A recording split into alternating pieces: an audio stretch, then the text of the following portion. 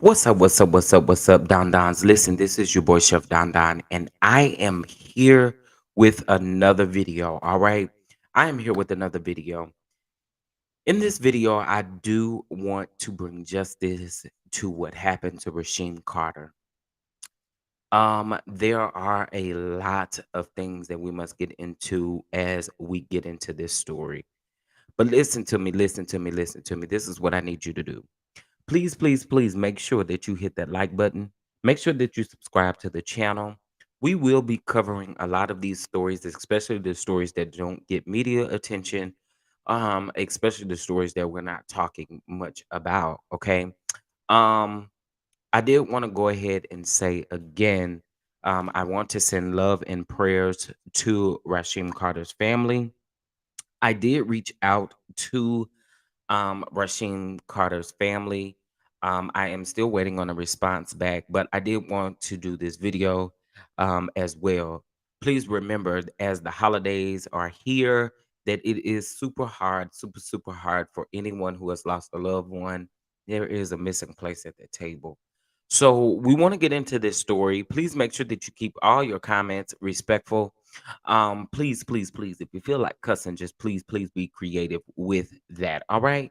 So again, this is your boy Chef Don Don. I do welcome you all to the channel. Please make sure you subscribe. Make sure you hit that notification bell and make sure that you hit that like button as you come on in here.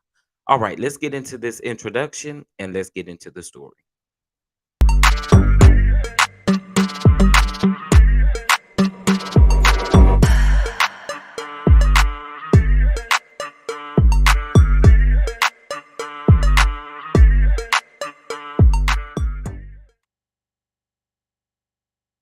All right, all right, all right. Again, I appreciate you all for being here. Now, I was searching the internet and I just so happened to find this information about Rasheem Carter. Well, actually, I take that back. I was searching through Twitter and I just so happened to find Rasheem's alleged cousin make a post. And when she made a post, she kept, making posts about how hurt she was and different things like that. And so it made me look into this case a little bit further, and so we're going to get into a couple of things. We're going to get into an article that was written in regards to this and just a couple of facts. All right. Now, it was alleged that Rasheem Carter had gone missing, right? The family was definitely looking for him. So it says in this particular post, the Laurel Police Department is seeking the public's assistance in locating a missing person, Rasheem Rael Carter, a black male, 6 feet tall, 190 pounds, 25 years of age, of Fayette, and last seen in the Super 8 Hotel on 10/2 of 2022. No vehicle description is available, and Carter has been placed on NCIC as a missing person. Mr. Mitch Blankley is the lead in this case. Now, let's get into a couple of other things, right? Let's get into a couple of other things. Give me just a second, guys. There are some things that I definitely want to get into as we get into this. So, let's see here. All right, so we're going to get into this first article.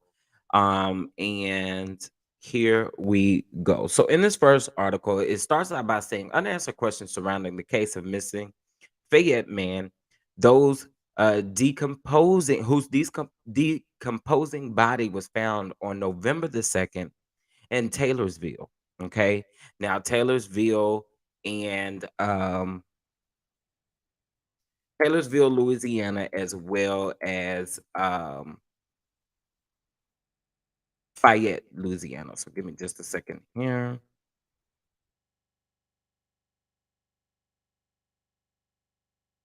I'm sorry, not Louisiana. So let's see here. Give me just a second. This is Mississippi. I do apologize. Let me get it right. Taylorsville, Mississippi. Um,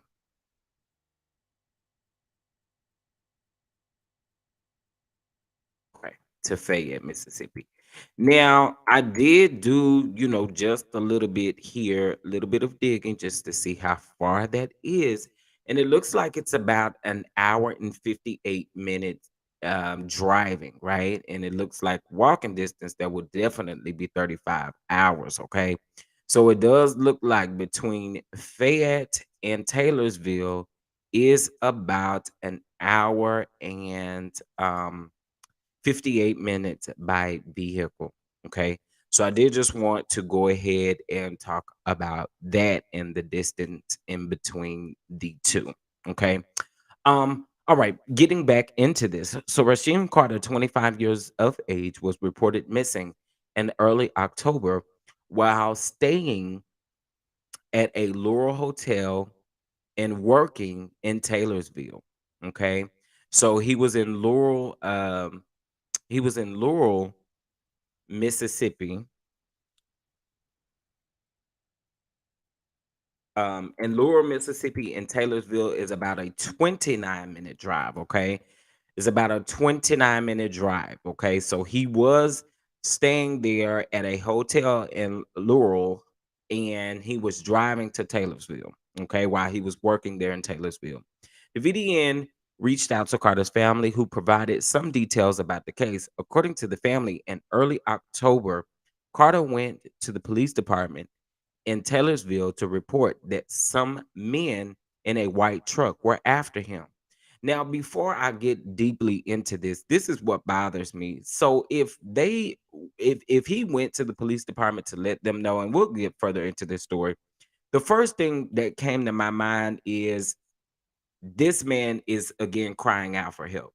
But do you guys do the judicial system take it serious when a man is asking like for help and protection? Like, are you taking it serious because are you not taking it serious? I mean, because he's a man. Like, I definitely would like to know because sometimes when we have certain things happen to us as men, it is for whatever reason hard for people to believe.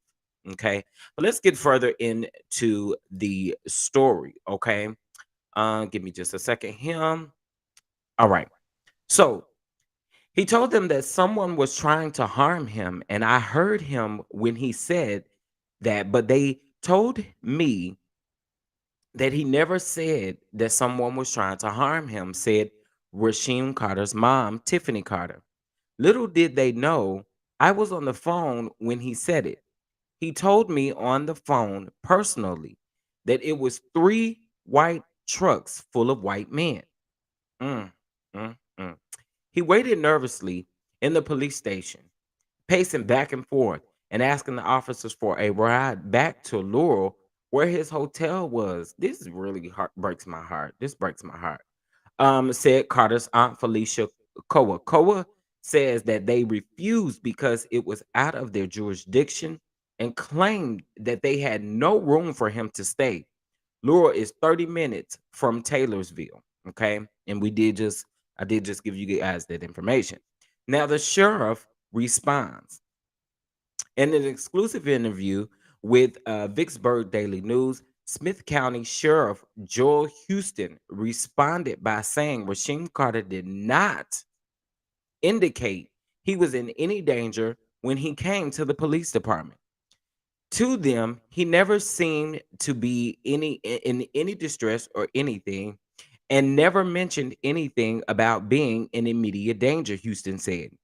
They offered him a phone call and he said he had a phone, and they even offered him a charger, but the charger that was available didn't fit his phone. So he was just trying to find a ride back to Laurel when when he came in contact with the police.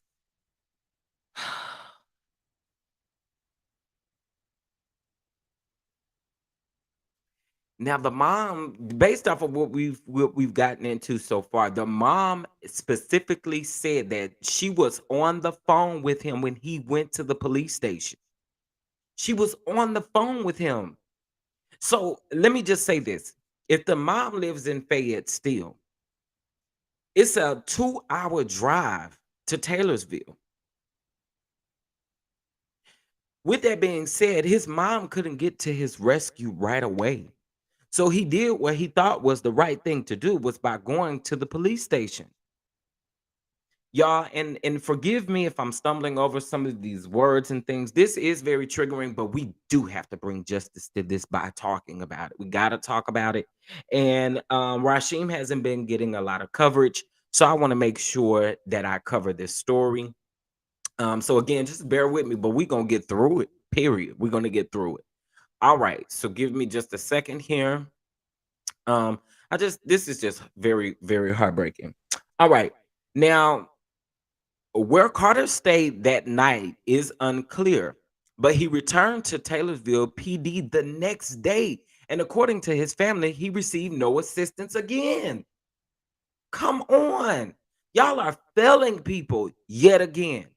On Sunday morning, October the 2nd, a family friend, Isha Green, informed Carter that they were coming to pick him up, which would take several hours. Once Green made it to Taylorsville, she never did find Carter. Man, this is literally making my stomach turn a little bit. When I first got there, I went to the Chevron and I waited there for a little while, Green said. I went to the Piggly Wiggly and Junior Food Mart and the Family Dollar store, and I went in, asked if they had seen him, and they said no. Green also drove to many other places, including Carter's Hotel in Laurel, but she would never make contact with him. But she never made contact with him. Later, he was seen at a he was seen on a landowner's camera seeming to look around with a stick in his hand. It man, it looks like he knows that someone is after him, and it looks like he has a stick in his hand. So I don't know if someone was chasing him, but he has bruises and gashes on the hairline, concluded his mother, Tiffany Carter. Oh my God. This man. We are going to continue to keep saying his name. Justice for Rasheem Carter. Justice for Rasheem Carter. Wow. Wow. Getting into the next piece of this. So the family is stating that 2 days. Now this is conflicting information. The family stated that 2 days after the family friend couldn't find him, someone withdrew $500 from his bank card. Carter's family doesn't believe that Rasheem withdrew that money. They also believe that he was murdered on October the 2nd. Some cameras where the ATMs, they roll for like 30 days. And I want to say it deletes and rolls again for 30 days. So they had so okay, hold on, guys. And rolls again for 30 days. So they know that they had a time frame on getting the information from the footage or wherever he was, Tiffany Carter says. Now, again, Tiffany Carter is his mom. Whoever withdrew the money out, the Smith County Sheriff's Department knows it's a time frame when to check that footage. From my understanding, they have been going back and forth with Chime to get those release and the card number to see where the money was withdrawn from. All right. According to the family, I'm sorry. Give me just a second, y'all. According to the family, Carter went to the store the day before he disappeared. There, he told his mother that the cashier was on the phone and said, "Yeah, he is in here." And he quickly left the store. Someone must have called the store, or they were on their personal cell phones and asked if he was in the store, Tiffany Carter said. He told me that when he heard that, they said, "Yeah, he is in the store. I got out of the store." Houston stated that he is aware of the incident involving the cashier, but the cashier had no knowledge of that. Now, Carter's mom states that Rasheem messaged her the name of the person who would be responsible for his death if something happened to him. Due to the sensitivity or due to the sensitive nature of this case, that information has yet to be put out. Okay. Now, on November the 2nd, Carter's body was discovered in a wooden area in Taylorsville. According to the family, he had his Super 8 hotel key and his wallet along with his chime card. He also had what appeared to be a cell phone battery, but not his cell phone. A cell phone battery? Most of the phones now you can't even get to the cell phone battery. So what's T? What's T? Did he have like a different phone? I mean, oh my gosh, oh my god, oh my gosh, oh my god. Uh, we believe to we believe it to be a cell phone battery, but it had been in the woods for several weeks, and we weren't able to locate a phone," said Houston. Okay, now it may be a cell phone battery. It possibly could be, but it was seen in the crime lab as well, or sent to the crime lab as well. Now let's get into the last part of this particular story. All right. Let's see here. Now the body was discovered by the Smith County Sheriff's Office in a pine tree plantation with the help of a caver dog from the North Mississippi. Now Houston confirmed a cell phone charger, a vape, and all of his bank cards, car keys, and uh, cash was found on the body. No indication of foul play. As of now, according to the family, the Smith County Sheriff has stated that there is no indication of foul play in Carter's death. Now, the Smith County Sheriff's Department released a statement on their social media page, which says, in part, "We want to reiterate that this is an ongoing investigation. Other agencies, including NBI and FBI, have assisted as well. All details have been given solely to the mother, and if and when she wants any additional information released, or if we find anything else that the public needs to know, we will release the information at that time." Houston reiterated that Carter's case is an open investigation. Houston went on to say that the case has taken priority in the department.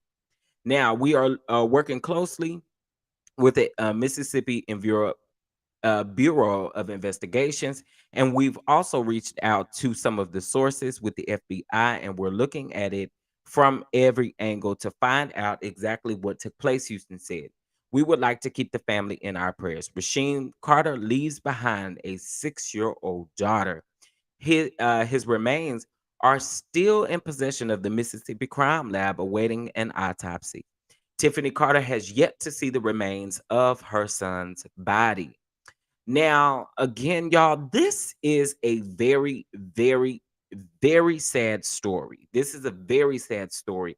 It's very, very heartbreaking. And I hope that you guys understand that we are exuding and want justice for Rasheem Carter as well. Understand that there is an open investigation going on, but we still have to stay on the necks of these people, okay? We have to stay on the necks of these people. I want to give love and prayers over to his mother and his family right now in regards to this, because again, like I said, this is another holiday where this young man is not sitting at the holiday table. This also seems like one of those issues where we just aren't taken serious when we need help, and as men. And I'm not sure what the situation was. I'm not sure if that particular place in Mississippi happens to be one of those racist places. And yes, I'll just go ahead and say it. I don't know if he's saying that there were white men looking out for him and he had been to the police station. They're saying that he didn't come to the police station, but his mom was on the phone with him when he went to the police station. There's a lot that seems to be being covered up. There's a lot that seems that needs to be talked about. So, with that being said, we are going to continue to say his name, justice for Rasheem Carter. I will keep you guys updated on this actual story. I'm not going to stop. Like I said, I did reach out to some of the family, so hopefully we do get a response back so that way we can go ahead and do what needs to be done to get justice for this family. I appreciate you, Don Dons, for tuning into this video. Please make sure you like and subscribe. Make sure you hit that notification bell. And again, we are hoping for justice for Rasheem Carter. This is your boy again, Chef Don Don. Welcome, welcome, welcome. Subscribe, hit that notification bell, and I'll catch you guys in the next video. Say his name, justice for Rasheem Carter.